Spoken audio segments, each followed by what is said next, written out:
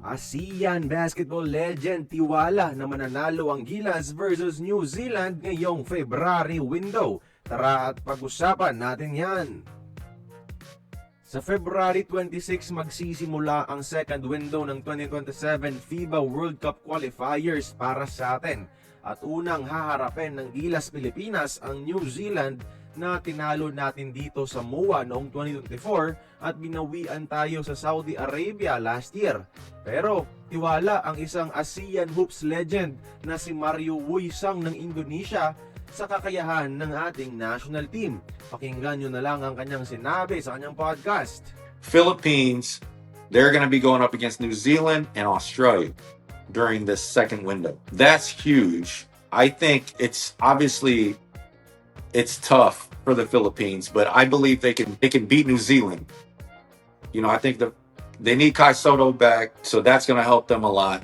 The Philippines, I think, are ready for this, and I think they will take out New Zealand. But Australia is a tough task, in my opinion. Diba? Tiwala siya na kaya nating talunin ng New Zealand at hindi siya sure lang kung kaya ba ang Australia. Pero almost the same lang kasi yung roster ng New Zealand. May konting changes lang ang ipapadala nila dito. Pero yung roster natin mga idol, mas pinalakas. Lalo na't magbabalik itong si Kai Soto at magtatambal sila ni Quentin Milora Brown sa ilalim. Sasamahan pa ni EJ Edu at ni Abay Junmar Fajardo para kumpletuhin ang ating quadruple tower. Wala si Newsam dahil sa injury pero isa kina Juan Gomez Deliano o RJ Abarientos ang papasok sa roster.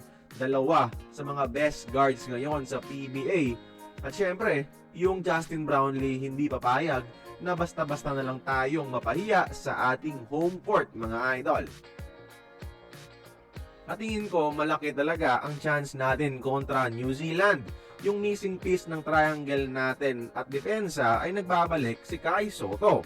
Kapag walang post player na may kakayahang mag-create para sa kakampi, hindi epektibo ang triangle. At nandyan na si Kai Soto, galing injury pero hopefully mataas pa rin ang quality ng kanyang laro. Pero tingin ko mas masisiguro natin ang laban versus New Zealand kung iimbitahan ng SBP itong si Remy Martin sa ating roster mga idol. Matagal nang pangarap ito ni Remy mga idol at sa tingin ko mahihirapan ng New Zealand sa pag-contain ng bilis at kalibre ng isang dating NCAA champion mga idol.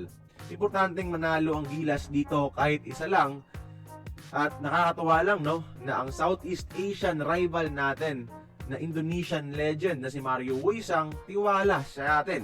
Kaya kayo mga idol, tiwala rin ba kayo na mananalo ang Gilas kontra New Zealand next month? Join the conversation, magkomento lamang sa ibaba.